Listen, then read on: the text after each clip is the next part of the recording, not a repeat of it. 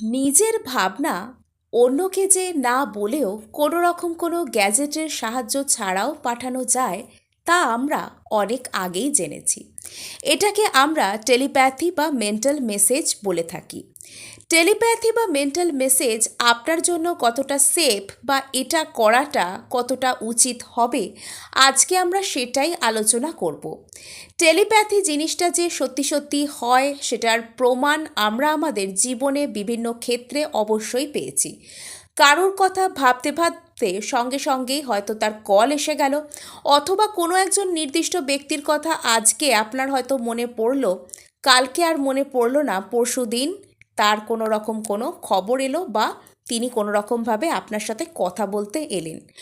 অর্থাৎ টেলিপ্যাথি অবশ্যই হয়।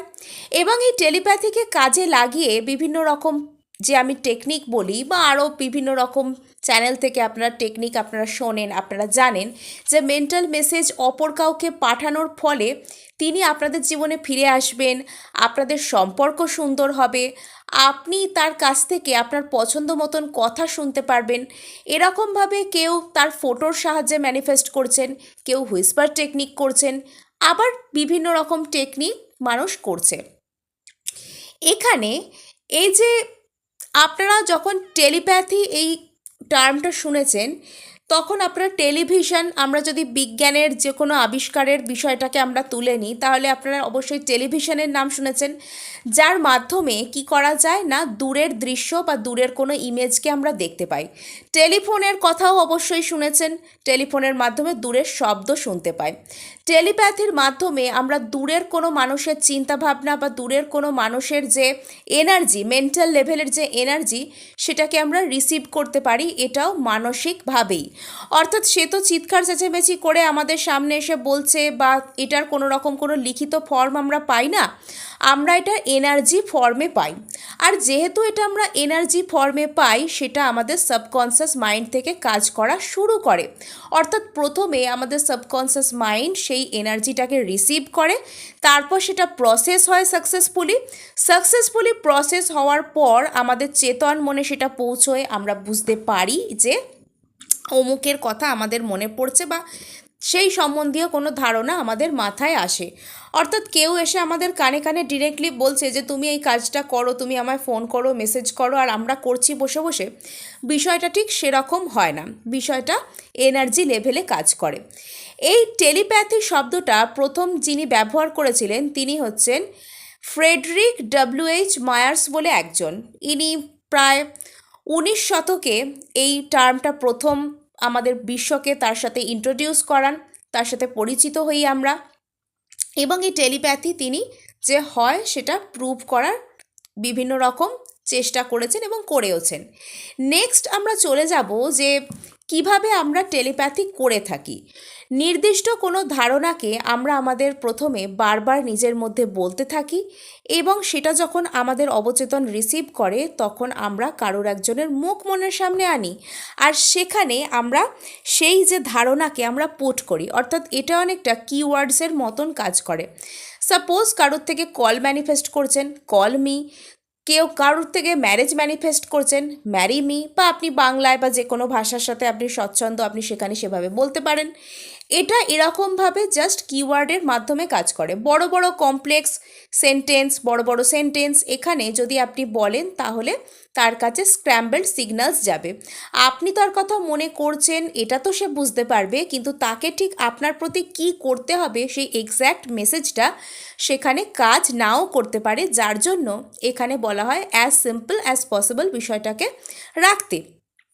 আমি এর পরে বলবো যে আমাদের মনের বিভিন্ন রকম স্তর রয়েছে, সেগুলোকে আমাদের বুঝতে হবে যে যদি আমরা এই টেলিপ্যাথি কীরকমভাবে কাজ করে সেটাকে বুঝতে চাই, আর টেলিপ্যাথির আদৌ কোনো ব্যাড ইম্প্যাক্ট আমাদের উপর বা অপর ব্যক্তির উপর পড়ে কিনা সেটাকেও বুঝতে চাই। আর যদি ব্যাড ইম্প্যাক্ট কেউ আমাদের উপর ফেলার চেষ্টা করছে বা কারোর সাথে মানসিকভাবে যুক্ত হওয়ার পর আমাদের মধ্যে ব্যাড ইম্প্যাক্টস আসছে, তাহলে সেক্ষেত্রে আমরা কি করে নিজেদেরকে কাট করব সেখান থেকে, সেটাও আমরা এখানে জেনে নেব। আমাদের এই মনের না বিভিন্ন রকম স্তর রয়েছে। যেরকম জাস্ট 10% হচ্ছে কনসাস মাইন্ড। এই যে আমি এখন আপনাদের সামনে বসে কথা বলছি, আপনারা আমার কথা শুনছেন, বুঝতে পারছেন, এই সব কিছুই আপনারা কনসাস মাইন্ডে করছেন। আর বাকি 90% যেটা আপনার আমার জীবনকে প্রায় পুরোটাই কন্ট্রোল করছে, সেটা হচ্ছে আমাদের সাবকনসাস মাইন্ড। অর্থাৎ ওই যে আপনারা আইসবার্জ, হিমশৈল যেটাকে বলে, হিমশৈল অবশ্যই টিভিতে হোক বা যেভাবে হোক দেখেছেন। হিমশৈলের যেরকম শুধুমাত্র উপরিভাগটাই অর্থাৎ 10% মাত্র জেগে থাকে আর বাকি তার 90% সেই জলের নিচে ডুবে থাকে, আমাদের এই সাবকনসিয়াস মাইন্ডের অবস্থাটাও হচ্ছে অনেকটা সেই রকম। অর্থাৎ সাবকনসিয়াস মাইন্ড অনেকটা রয়েছে আর তার মাত্র কিছুটা অংশ উপরের দিকে জেগে রয়েছে, যেটার ধারণাকে আমরা চিনতে পারছি, বুঝতে পারছি, আইডেন্টিফাই করতে পারছি, সেটা হচ্ছে কনসাস মাইন্ড। আর এই টেলিপ্যাথি জিনিসটা কাজ করে আমাদের সাবকনসাস মাইন্ড থেকে সুপার কনসাস মাইন্ডে অ্যাক্টিভ হয়ে। অর্থাৎ আমাদের যে আত্মা, তার মধ্যেই হচ্ছে পরমাত্মার স্থান। তাকে যদি আমরা পজিটিভ মেসেজ দিই, পজিটিভ কথাবার্তা বলি, তাহলে আমাদের জীবনে বা অপর ব্যক্তির জীবনে পজিটিভিটি আসবে। আর যদি আমরা সেখানে নেগেটিভ মেসেজ ক্রিয়েট করি, নেগেটিভ মানুষের সাথে যোগাযোগ করি বা কোনোভাবে কেউ নেগেটিভ ইম্প্যাক্ট আমাদের উপর ফেলার চেষ্টা করে, তাহলে সেটাকে ঈশ্বরের যেটা বিপরীত আছে, শয়তান, সেটা আমাদের মধ্যে ইম্প্যাক্ট ফেলা শুরু করবে। নেক্সট আমি আরেকটা কথা বলে নেব যে সাবকনসিয়াস মাইন্ডের পরেও আসে সুপার কনসিয়াস মাইন্ড, আর এরপর আসে কসমিক যে এনার্জি, সেইটা অর্থাৎ ব্রহ্মাণ্ডের সাথে ডিরেক্টলি যুক্ত হওয়ার যে বিষয়টা, সেটা এরপর থেকে শুরু হয়। সুপার কনসিয়াস মাইন্ড বা অধিচেতন মন যেটাকে আমি বলবো, সেটাকে সবাই জাগৃত করতে পারেন না বা এটার যে স্বাদ সবাই বুঝতে পারেন না। এটা যারা ভীষণ সুপ্রিম লেভেলের আধ্যাত্মিক চেতনা সম্পন্ন মানুষ হন, সন্ত মহাত্মা টাইপের যারা মানুষ হন, তারাই এটা শুধুমাত্র এক্সপিরিয়েন্স করতে পারেন। যারা হিলার হন, লাইট ওয়ার্কার হন, ট্যারো রিডার হন, তাদের সাবকনসিয়াস মাইন্ড অতিরিক্ত পরিমাণে অ্যাক্টিভ থাকে। কখনো কখনো ভেরি রেয়ার কেসে তাদের কারোর মধ্যে সুপার কনসিয়াস মাইন্ড অল্প সময়ের জন্য হলেও অ্যাক্টিভ হলেও হতে পারে, তবে সেটা তাদের মধ্যে খুব কমই থাকে। মূলত তাদের মধ্যে সাবকনসিয়াস মাইন্ড বা আলফা স্টেট অফ মাইন্ডে তারা বেশি থাকেন। নেক্সট আমি বলে নেব যে আপনাদের যে টেলিপ্যাথি, সেটা কি করে কারোর উপর ব্যাড ইম্প্যাক্ট ফেলতে পারে। প্রথমত বলে রাখি যে আপনি যদি কোনো সৎ উদ্দেশ্য নিয়ে আপনারই মতন কোনো মানুষ, যিনি আপনার প্রতি খুব বেশি হার্মফুল নন, আপনি জানেন, অর্থাৎ খুব বেশি আপনার প্রতি রেগে থাকতে পারেন, কিন্তু তিনি আপনার প্রতি কোনো রকম কোনো প্রচণ্ড ডিপ ব্যাড ডিজায়ার, এনভি, প্রচণ্ড জেলাসি বা অত্যন্ত নেগেটিভ স্টেট অফ মাইন্ডের মানুষ যেখানে নন, তার সাথে যদি আপনি টেলিপ্যাথিক কানেকশন করেন, এটা আপনার জন্য হার্মফুল হবে না। আর যদি আপনার মধ্যে কোনো রকম কোনো বাজে ইন্টেনশন না থাকে, অসৎ ইন্টেনশন না থাকে, তাহলে এটা আপনার জন্য কোনোভাবেই হার্মফুল হবে না। নেক্সট আমি বলবো যে কখনো কখনো দেখবেন কোনো মানুষ আমাদের সম্বন্ধে ভীষণ রিজিড হন, শুধু রিজিডই নন, তারা আমাদেরকে হিংসা করেন, ঘৃণা করেন এবং সব কিছুই আমাদের প্রতি তাদের থেকে প্রচণ্ড ট্রিমেন্ডাস লেভেলে চলে আসে। এমতো অবস্থায় আমরা যদি তাকে ম্যানিফেস্ট করার চেষ্টা করি, তাহলে কি হবে, বা তাকে কোনোভাবে টেলিপ্যাথি পাঠাই, তাহলে আমাদেরকে প্রথমে ভীষণ নেগেটিভিটি ফেস করতে হবে। অর্থাৎ যে মেন্টাল মেসেজে আমরা যে মেন্টাল লেভেলে এনার্জিটা তাকে সেন্ড করছি, এর মানে আমরা তার সাথে সংযোগ স্থাপন করছি, তার ব্রেন ওয়েভসের সাথে আমার ব্রেন ওয়েভস ম্যাচ করছে, তার ভাইবসের সাথে আমার ভাইবস ম্যাচ করছে, এর মানে তার সাথে আমরা সাইকিক লেভেলে ডিরেক্ট কানেক্টেড হচ্ছি। অর্থাৎ তার মধ্যে থাকা যে সমস্ত নেগেটিভিটি এবার আমার মধ্যে থেকে বেরিয়ে আসবে। আমাদের ভীষণ লো ফিল হতে পারে, আমাদের মন মেজাজ খারাপ চলতে পারে, অথবা আমাদের ভীষণ খিটখিটে, যেখানে গিয়ে যেটা বলা উচিত নয় বলে দেয়া, আমাদের পার্সোনাল লেভেলে বিভিন্ন রকম অন্যান্য সম্পর্কগুলো এফেক্ট হতে পারে।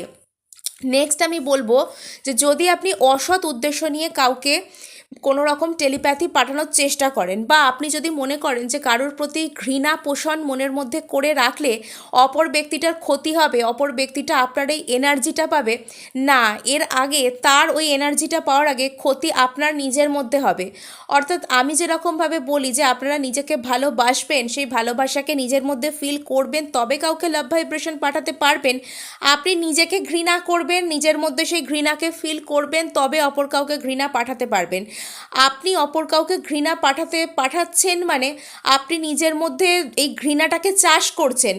এর ফলে তার কতদূর কি ক্ষতি হবে আমি জানি না।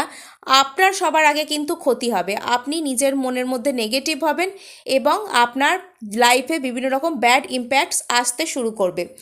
নেক্সট আমি বলবো যে যদি আপনারা চাইছেন কারোর সাথে টেলিপ্যাথিক মেডিটেশন বা টেলিপ্যাথিক যে কানেকশন সেটা কাট করতে, তাহলে কিন্তু আপনারা কর্ড কাটিং মেথডের মধ্যে যেতে পারেন। এবং কেউ আপনাদেরকে টেলিপ্যাথি পাঠিয়ে কন্ট্রোল করছে সেটা থেকে যদি বেরোতে চান, সর্বপ্রথম নিজের সাবকনসিয়াসকে রিপ্রোগ্রাম করুন। সাবকনসিয়াসকে রিপ্রোগ্রামের মাধ্যমে আপনারা নিজের ভাইবসকে হাই বানাতে পারবেন, আর এরপর যে কাউকে কর্ড কাটিং করে দিতে আপনাদের সুবিধা হবে। এই যে এই টেলিপ্যাথি দ্বারা কারোর ক্ষতি করা যায় কি না, এই প্রসঙ্গটা উঠতে একটা উদাহরণ তো দিতেই হয়। সেটা হচ্ছে আজ থেকে বেশ 5-6 বছর আগে তুরস্কে 4জন বোধহয় পড়ুয়া, ইঞ্জিনিয়ারিং পড়ুয়া যতদূর সম্ভব, মারা গিয়েছিলেন এবং এরা সুইসাইড করেন। এদের মৃত্যুর কারণ হিসেবে কেউ এদেরকে টেলিপ্যাথি পাঠিয়ে এদেরকে সুইসাইড করতে বাধ্য করেছে বা সুইসাইড করার মতন কিছু মেসেজ এদেরকে দিয়েছে, সেটা বলা হয়ে থাকে। তাহলে টেলিপ্যাথি জিনিসটা যদি কেউ ভুলভালভাবে প্রয়োগ করেন, তার যে এফেক্ট সেটা মারাত্মক হতে পারে। আজকে এটুকুই, দেখা হচ্ছে নেক্সট ভিডিওয়। ধন্যবাদ।